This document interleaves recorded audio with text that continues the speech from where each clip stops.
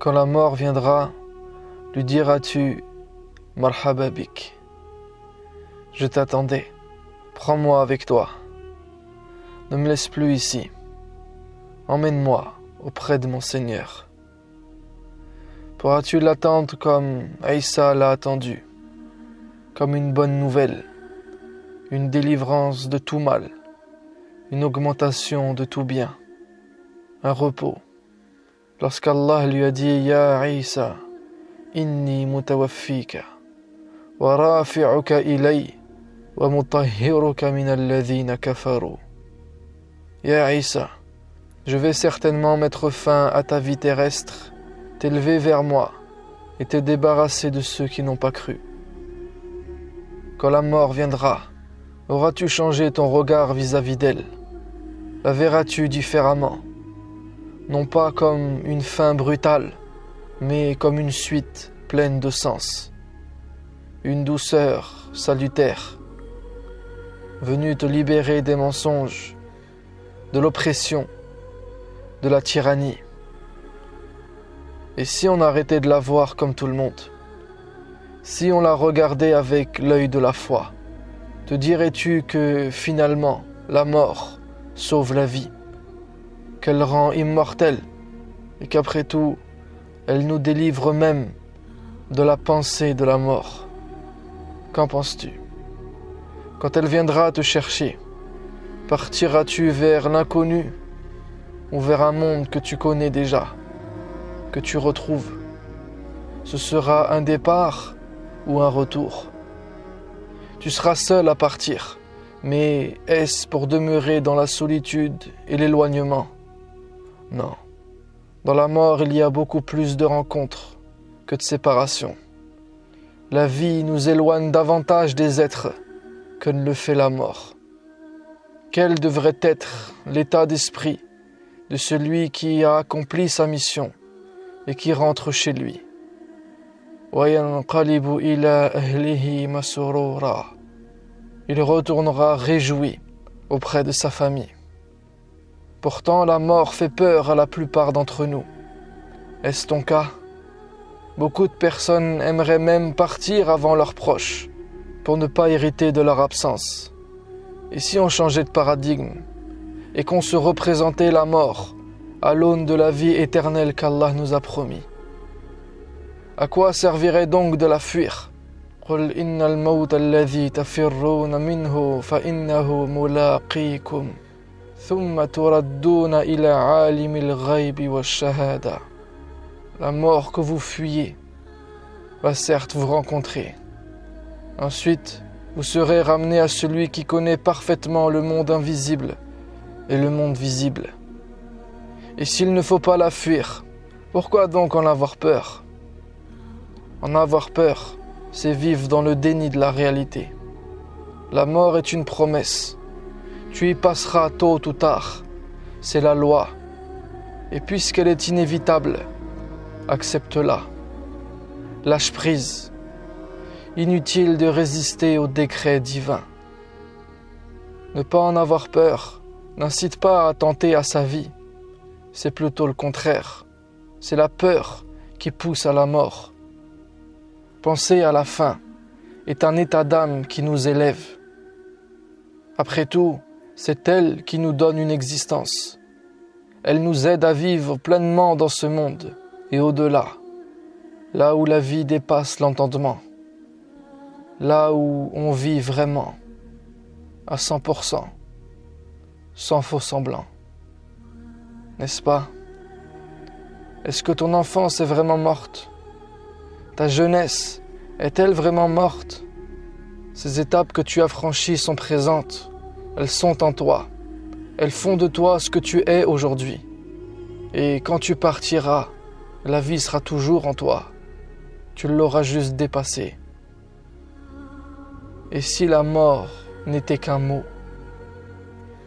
Alors c'est sûr, on ne souhaite pas la mort pour autant, mais on ne doit pas la craindre non plus. On ne doit craindre ni la mort, ni de mourir. On a juste peur de la souffrance. Mais la souffrance est celle de l'âme quand elle est éloignée de son Seigneur, quand elle dément la vérité et qu'elle vit dans l'illusion. Donc que doit craindre celle qui est apaisée par la proximité de celui qui s'est surnommé El-Wadoud, El-Barr, El-Raouf, qui s'est caractérisé par l'excellence de l'amour, de la bienveillance, de la douceur, celui qui s'est revendiqué comme étant Bil Mu'minina Rahima, tout miséricordieux avec les croyants. La mort est juste le plus grand saut à l'élastique, un élastique invisible, tenu par celui qui est digne d'une confiance aveugle et absolue. Donc avance avec une espérance ferme et prépare-toi avec bravoure. Celui qui craint la mort n'est capable de rien de grand. Et tu as des combats à mener, et ceux qui méritent le plus la vie sont ceux qui, pour elle, risquent la mort. Tu n'existes que dans la lutte et l'engagement. Ce sont les défis que tu auras relevés, face auxquels tu ne te seras pas défilé, qui te rendront fort lorsque la mort viendra. Avant le jour de sa mort, personne ne sait vraiment son courage. Comment te sentiras-tu lorsque commencera ton agonie, lorsque tu regarderas ton corps pour la dernière fois? Le laisseras-tu s'endormir pour l'éternité sans t'en inquiéter? Ou auras-tu cette vision matérialiste qui te fait songer à ton corps lorsqu'il va pourrir? Wallahi, lorsque tu verras ton corps ne devenir qu'un objet, tu comprendras que tu viens de sortir de la matrice. Et pourquoi ne pas en être conscient dès maintenant? Car on ne commence à vivre qu'une fois avoir pris conscience du sens de la mort. La preuve est que c'est dans le deuil qu'on parle le mieux de la vie. Mais quand on ne sait pas ce que c'est que la vie, comment pourrait-on connaître la mort? C'est un cercle vertueux pour certains, vicieux pour d'autres. C'est pour ça qu'autour de toi, il y a les vivants, les morts et tous les autres qui se plaignent de leur sort. Et toi, où est-ce que tu te situes? Lorsque la mort viendra, te trouvera-t-elle en vie? Parce qu'une vie inutile est une mort anticipée.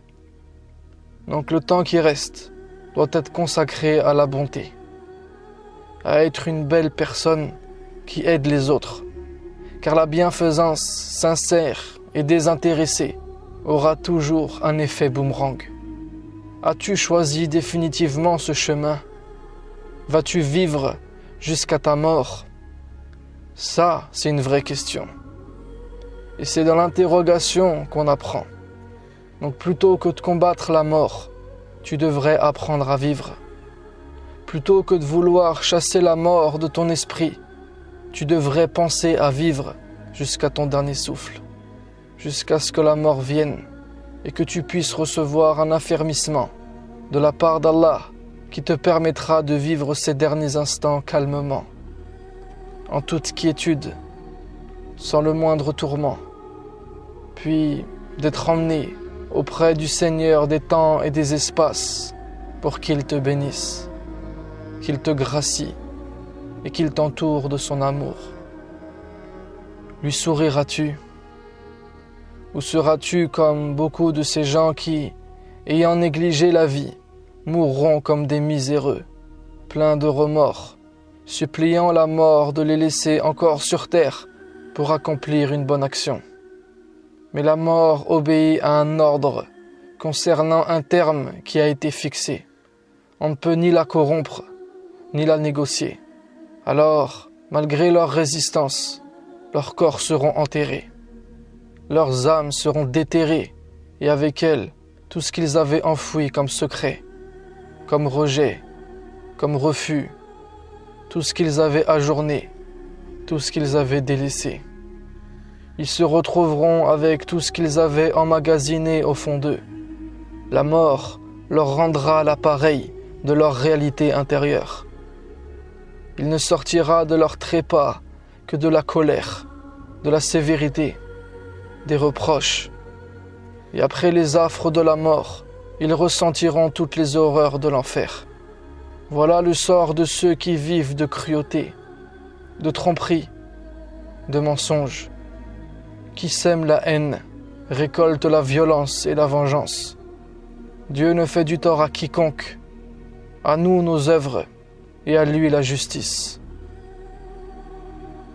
Alors, quand la mort viendra, que vaudront tes œuvres? Quel mérite en ressortiras-tu? Auras-tu su aimer? Parce que aimer est la meilleure préparation à la mort. Si tu choisis l'amour, tu recevras l'amour. Chacun sera emmené pour la demeure éternelle, selon l'état de son âme. La tienne ressemble-t-elle à un nuage blanc ou à un nuage noir? T'en iras-tu entouré de lumière ou de ténèbres? Une chose est sûre, lorsque la mort viendra, il sera trop tard pour se poser les vraies questions. C'est soit une vie en quête de sens et de vérité, soit une mort dans les supplices et l'amertume des regrets.